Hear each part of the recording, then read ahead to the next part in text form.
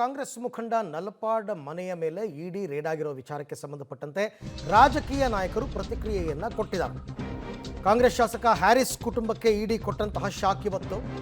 So ಇಲ್ಲಿ ಸಚಿವ ಪ್ರಿಯಾಂಕ್ ಖರ್ಗೆ ಅವರು ಪ್ರತಿಕ್ರಿಯೆ ಕೊಟ್ಟಿದ್ದಾರೆ ಇಡಿ ರೇಡ್ ವಿಚಾರಕ್ಕೆ ಸಂಬಂಧಪಟ್ಟಂತೆ.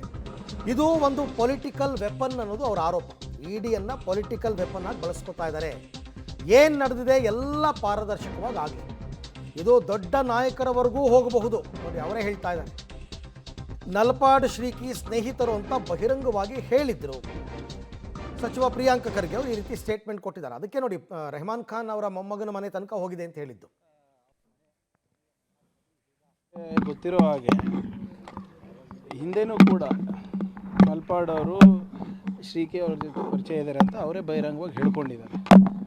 ಏನೇ ಇದ್ರೂ ಕೂಡ ಟ್ರಾನ್ಸ್ಪರೆಂಟಾಗಿ ಅವ್ರದ್ದು ಇವ್ರದ್ದು ಫ್ರೆಂಡ್ಶಿಪ್ ಇತ್ತು ಅಂತಲೂ ಕೂಡ ಹೇಳಿದರು. ಅದು ಯಾವುದೋ ಒಂದು ಗಲಾಟೆ ಸಂದರ್ಭದಲ್ಲೂ ಕೂಡ ಅದರಲ್ಲಿ ಅವ್ರು ಭಾಗಿಯಾಗಿರಲಿಲ್ಲ, ಅದನ್ನು ಕೂಡ ಅವ್ರ ಹೆಸರು ಸೇರಿಸಿದ್ದಾರೆ ಅಂತ ಹೇಳಿದರು. ಇದು ಐ ಟಿ ಇ ಡಿ ಎಲ್ಲ ರೇಡ್ ಆಗ್ತಾ ಇರೋದು ಆ ವಿಚಾರಕ್ಕೂ ಬೇರೆ ವಿಚಾರಕ್ಕೂ ಗೊತ್ತಿಲ್ಲ.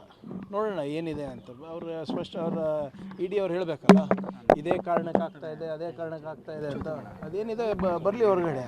ಆದರೆ ಬಿಟ್ಕಾಯಿನ್ ಸಂಬಂಧಿಸಿದಂತೆ ಟಾರ್ಗೆಟೆಡ್ ಆಗಿ ಇವ್ರು ಮಾಡ್ತಾ ಇದ್ದರೆ ಇವತ್ತು ಭಾಳ ಬೇರೆ ದೊಡ್ಡವ್ರ ಮನೆಗೂ ರೈಟ್. ಇದು ಪ್ರಿಯಾಂಕ್ ಖರ್ಗೆ. ಯಾವಾಗ ಇಡಿ ರೇಡ್ ಆದರೂ ಅದರಲ್ಲೂ ಕಾಂಗ್ರೆಸ್ ನಾಯಕರ ಮೇಲೆ ಅಥವಾ ಪ್ರತಿಪಕ್ಷಗಳ ಮೇಲೆ ಇದು ಪೊಲಿಟಿಕಲ್ ವೆಪನ್ ಅಂತಲೇ ಆರೋಪ ಬರೋದು.